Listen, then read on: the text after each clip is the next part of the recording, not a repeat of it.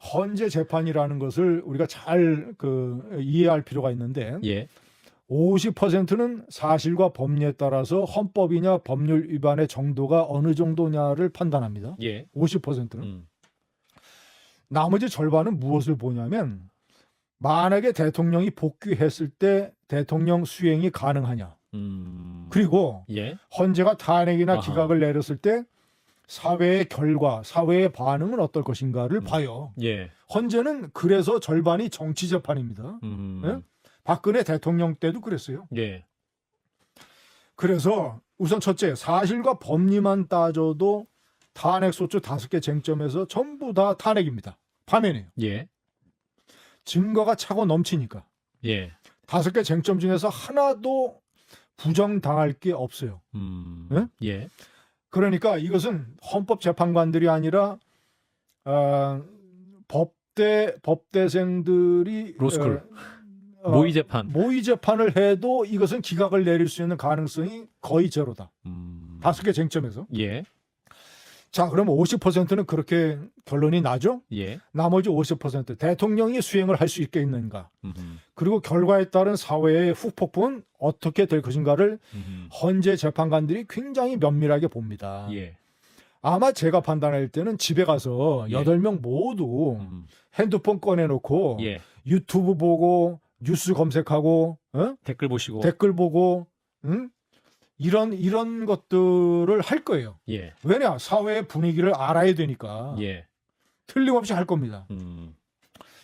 윤석열 대통령이 복귀를 하게 되면 우선 직무 수행, 정치, 외교, 군사, 안보, 사회적으로, 행정적으로 대통령을 못해요. 왜 못합니까? 우선 군 통수권자의 위신과 권위와 체면이 땅에 떨어졌어요. 주요 사령관들 여전히 지금 구속된 상태고. 그리고 부하들이, 군 장병들이 대통령을 통수권자로 인정하겠습니까? 그리고 세계 제1류의 12경제대국 민주주의를 그렇게 망쳤다는 조롱을 받는 대통령이 세계 외교 무대에서 활동을 할 수가 있겠어요? 김건희 여사가 대통령의 순방 외교 따라다니는 거를 국민이 참아내겠어요? 그리고 행정적으로 이미 레임덕이 아니라 데드덕이에요. 예. 공무원들이 대통령을 행정 최고 책임자로 인정하겠습니까? 그것도 안 돼요. 경제, 대통령 복귀하면 주가 폭락하죠. 환율 폭등하죠. 경제가 대혼란에 빠집니다. 예. 예? 때문에 대통령직 수행이 안 되고, 그리고 마지막으로 제일 중요한 결과에 따른 후폭풍은 어떻게 될 것인가. 한번 생각을 해보세요. 박앵커. 예. 성난 군중들이 물리력을 행사하지 않아도 그 직전까지 한번 보면, 자, 만약에 복귀 기각 결정이 났다. 그러면 당일서부터 제가 제 유튜브라든가 또는 하여튼 제 방송의 댓글들을 유심히 보는데, 예. 이 탄핵 반대 세력들의 결의와 파면 요구 세력의 결의가 감이 달라요. 아, 그런가요? 민도나 민심이. 파면 요구 세력, 이 기각 반대 세력들은 댓글이라든가 반응이라든가 이런 것들이 내가 지방에서 내 아들, 딸 손잡고 지인들 손잡고 내가 상경한다. 평생 내가 데모 한번 안 해봤지만 이번엔 나간다. 그리고 이렇게 이런 계엄령으로 국민들에게 총뿌리를 겨누고 국민들의 삶을 어렵게 만든 대통령이 다시 대통령이 되는 상황은 내가 목숨을 건다. 진짜 뭐 이래 죽나 저래 죽나. 예. 아니 그런 댓글들이 제가 많이 보는데 그 감도가 뭐 탄핵 이 저항 세력들 이런 이제 극우 세력 이런 사람들이 막 비판하고 뭐 요구하는 것에 감도하고 달라요. 이거는 살아있는 저항입니다. 그리고 탄핵 반대하는 사람들의 반대는 상당히 굉장히 관념적이에요. 관념적. 기분 나쁘다. 어떻게 해서든지 이재명 집권을 막아야 되는데 예. 그러면 대통령이 자리에 있어야 되는 거 아니냐. 조기 대선을 하면 안 되는 것 아니냐. 예. 그런데 왜 자꾸 탄핵하라 그러느냐. 이런 관념적인 비판과 반대와 저항이 많아요. 그런데 파면을 요구하는 세력들의 감도는 그게 아니에요. 자기 생업이 달린 거예요. 특히 자영업자들. 예. 대통령의 계엄 때문에 내가 얼마나 지금 장사가 안 되고 살기 힘들어 죽겠는데 이거는 목줄이 달린 거예요. 예. 대통령 탄핵 기각이 내가 기분 나쁘다. 내가 살아온 인생관 우파 인생관하고 다르다. 이런 관념적인 차원이 아니라 이 사람들에게는 생업에 걸린 문제란 말이에요. 대단히 실존적인 문제예요. 예. 그리고 30대 40대 50대들 내 아들 딸들에게 이런 세상을 물려주기 싫다. 내 아들 딸들이 자유민주주의 체제에서 살게 하고 싶다. 이런 것들. 예. 그리고 자존심 상해서 도저히 못 살겠다.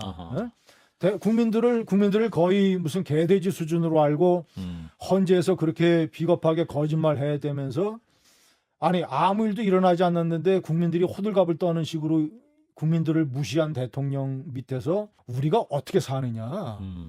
이런 어떤 굉장히 파면 요구 세력들의 저항은 굉장히 실존적이고 현실적이다. 만약에 정말 기각이 돼서 이틀 만에 하야될 수도 있다라고 말씀하셨는데 그러한 생명을 거는 혹은 살아있는 저항이 가시화됐을 경우에 일각에서는 2차 계엄이 정말 있지 않겠느냐. 2차 계엄은 불가능하죠.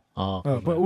우선 국방부 장관이나 행안부 장관이 건의를 해야 되는데 예. 국방부 장관 직무대행이 김선호 차관인가요? 예. 그러니까 굉장히 제가 국회에서 하는 걸 보니까 굉장히 강직한 인물이에요. 예, 그런 인상을 받았습니다. 반듯하고. 예.